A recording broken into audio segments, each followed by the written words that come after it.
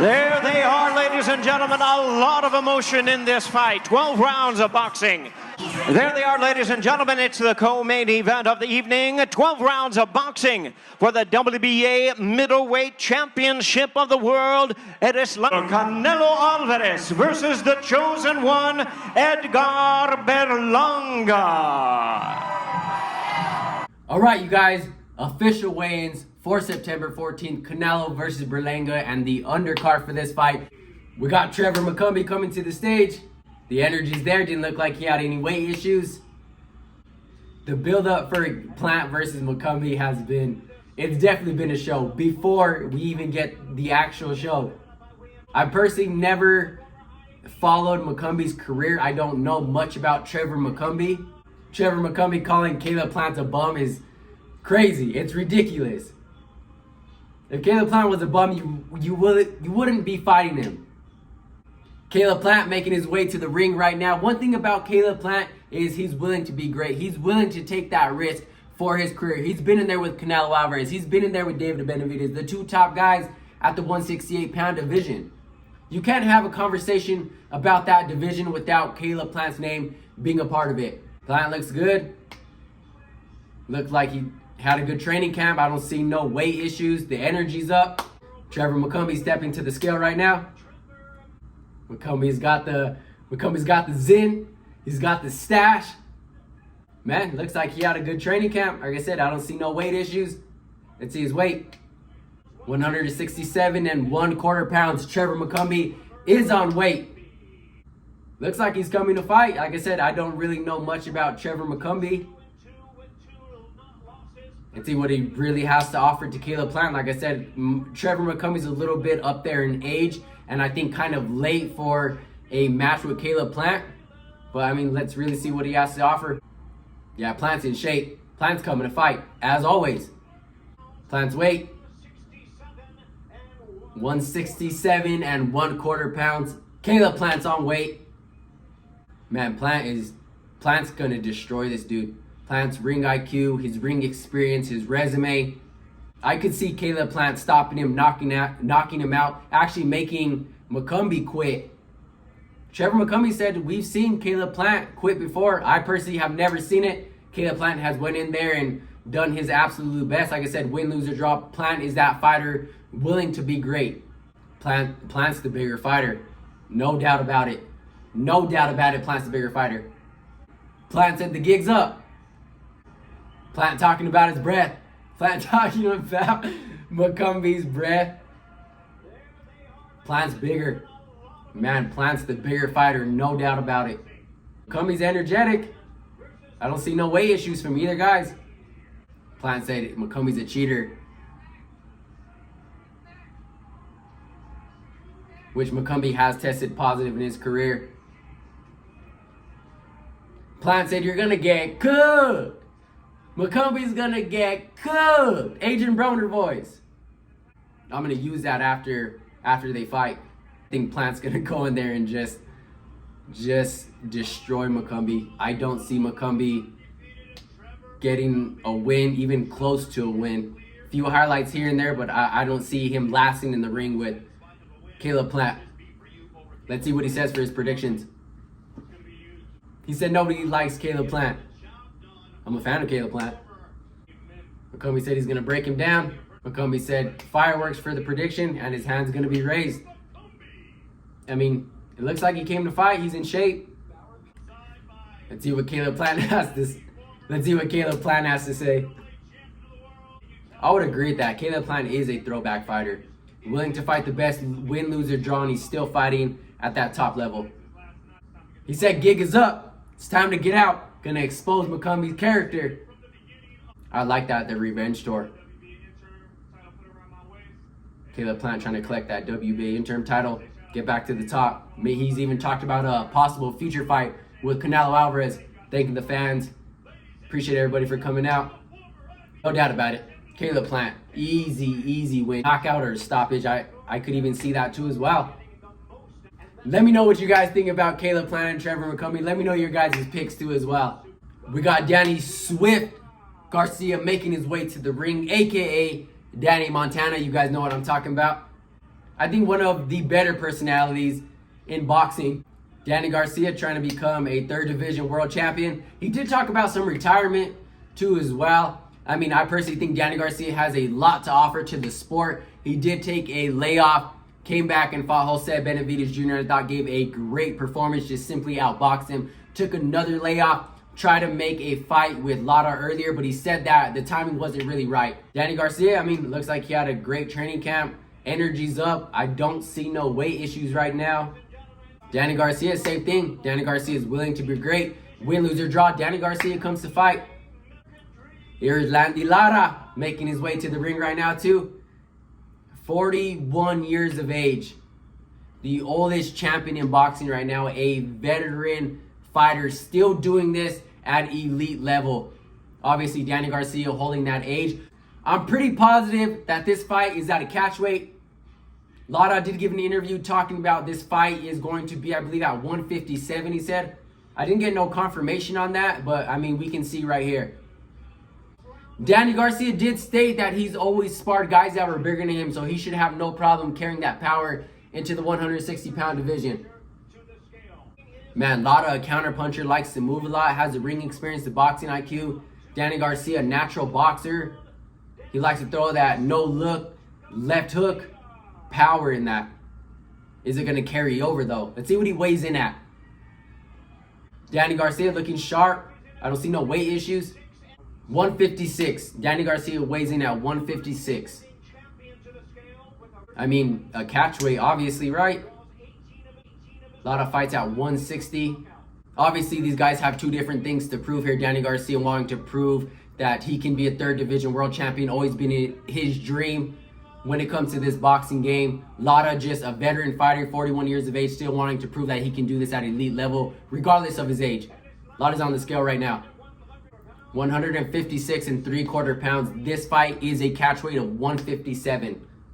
I wonder why not go up to 160. The confidence of Danny Garcia not wanting to go to 160 does concern me. I am going for Danny Garcia to win this fight. That just shows that Lara accepting this fight at 157. I mean, it just shows the type of veteran he is. He's been in the game for so long. His resume, his ring experience is huge. Same thing with Danny Garcia. That's why I think this fight is going to be more explosive than Canelo versus Berlanga. Not a crazy build-up for this fight. I mean, these guys really didn't have no beef with each other, but still going to be an explosive fight. Same thing with Lara. Lara came off an impressive win from his last fight. Got a knockout, a massive second round knockout, actually. I think he's done that 3 times in a row from his last 3 fights, actually. This is going to be a good fight. Man, Lara being 41 years of age, the oldest champion in boxing. Let's see what Danny Garcia has to say. He said he feels great at 160. I mean, it was at 157. Same thing with Danny Garcia. As I mentioned, Danny Garcia has been in there with the best. Even though he's came up short against Keith Thurman and Sean Porter, he still showed that he was willing to be great. Still, I thought very close fights, competitive fights. I don't think Danny Garcia should retire. There's no way. There's no need for him. I think he can hold down the 160-pound division. And if not, unify. Let's see Danny Garcia's prediction. See what he got to say. Go in there, be him, be Danny Garcia, and just pretty much do what he does. Let's see what Lara has to say. Asking Lara if he has the power to knock out Danny Garcia. Lara said this fight's going to have an ugly ending. Asking Lara if there'll be a weight issue for Danny Garcia at 160, 157. Lara said, I mean, there's not really going to be an advantage for him. Lara has outlasted his generation. 41 years of age. Holding a world title. IQ and ring experience when you think of Lara's name. Plain and simple, tomorrow it's going to be one more victory under Lara's belt. Let me know what you guys think about Lara versus Garcia. I'm very interested in how this fight goes down. I think Lara and Garcia have too much ring experience and too much boxing IQ to knock each other out. And I think this fight is going to go the distance. And I think Danny Garcia is going to win. Look at all those Canelo fans. That's the reason why Canelo can call his shots and ask for what he wants.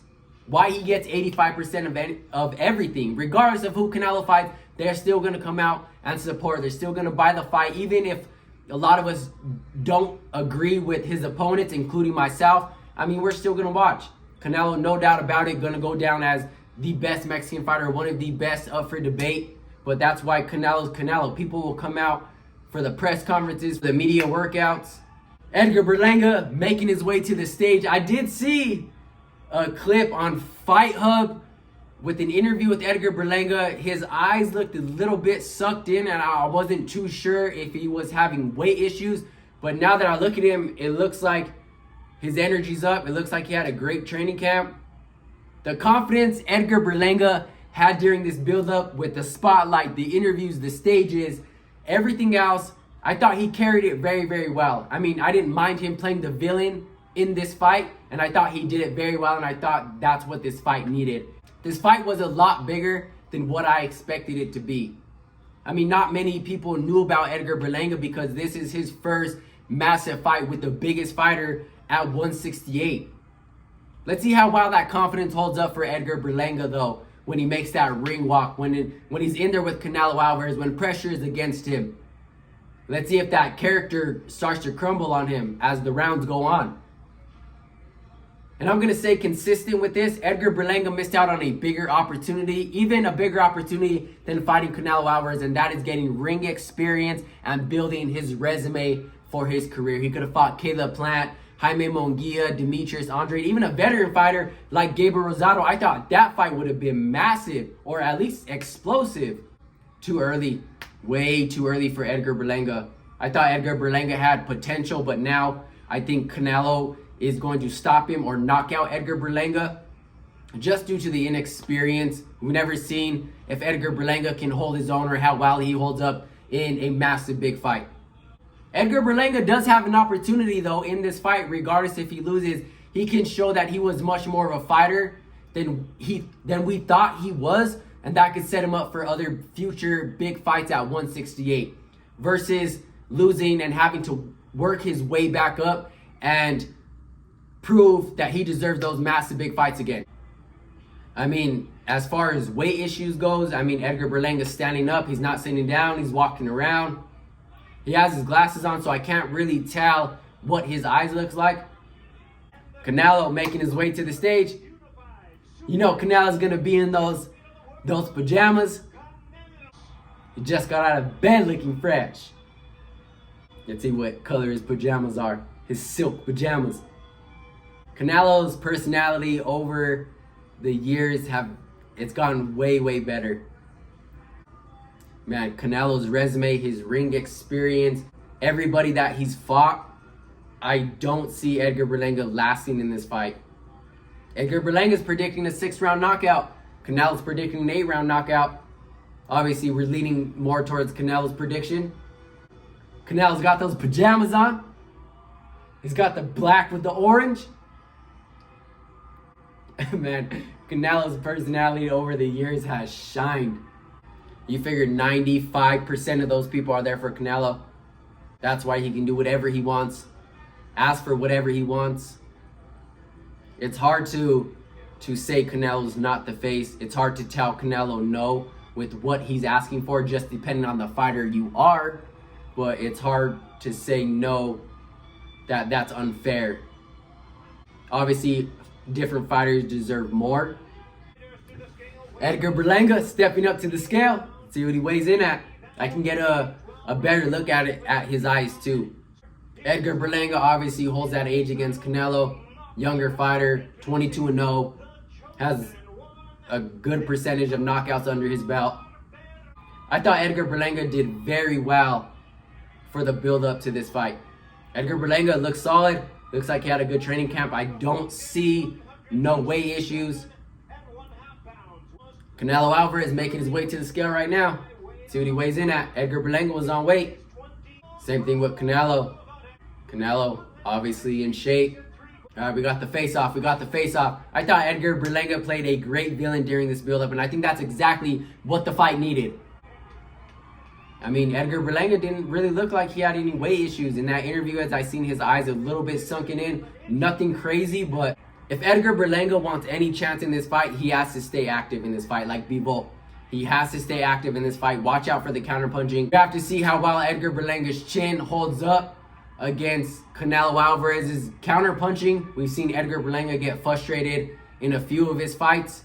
We've seen him get dropped in his fight. We've also seen him get back up. But against Canelo, it's a whole different level. There it is, you guys. There's the face-off. There's the weigh-ins. Everybody's on weight. Let's see what Edgar Berlanga has to say. Edgar Berlanga, it's a war tomorrow. Respects Canelo as a fighter, but it's business. They're both going in there to hurt each other. I'm curious to see what Edgar Berlanga is really about in the biggest fight he can make at 168. Too early, but let's really see what Edgar Berlanga is about. Like I said, Edgar Berlanga has an opportunity in this fight, even if he loses. If he can show that he was a much better fighter than what everybody's saying he is, he has massive opportunity after this fight, even if he loses. Edgar Berlanga handled everything very well. I thought he handled it well. The media, the press conferences, the stages, the weigh-ins. He didn't roll over for Canelo because he's the face of this game. He's calling a knockout. He said 6 rounds. Knockout against Canelo's chin. I doubt it. He's still standing on that knockout. Let's see if Edgar Berlanga tries to rush for it. Let me know if you guys think he's going to get overwhelmed and try to rush for that knockout, run into a counterpunch. Let's see what Canelo Alvarez has to say in his silk pajamas. The people that stand behind Canelo Alvarez is amazing. This is why he can ask for what he asked for. He gets everybody paid. And he deserves it. Canelo deserves it. He has the resume. He has the ring experience. He's fought the best. I don't necessarily think that Edgar Berlanga was the best choice for this fight. And I'm going to say consistent when I say this, and I always do. As long as Canelo continues to fight like this, as long as he continues to look as good as he does, he should still continue to fight the best. And unfortunately, Edgar Berlanga was not the best pick for this fight. Canelo's prediction, he said that 6-round knockout prediction is easy to say, but when you get in the ring, it's something different. Canelo Alvarez predicting the 8-round knockout. I'll take the bet on that knockout for sure. I thought this fight was a great build-up. I thought Edgar Berlanga played a really good villain part. I thought that's what the fight needed. And I think this fight got bigger than what I thought it was going to be. All right, you guys, there it is. There's the weigh-ins. Caleb Plant, Danny Garcia, and Canelo Alvarez. Let me know your guys' picks too as well. And I'll catch you guys in the next one. I'm out.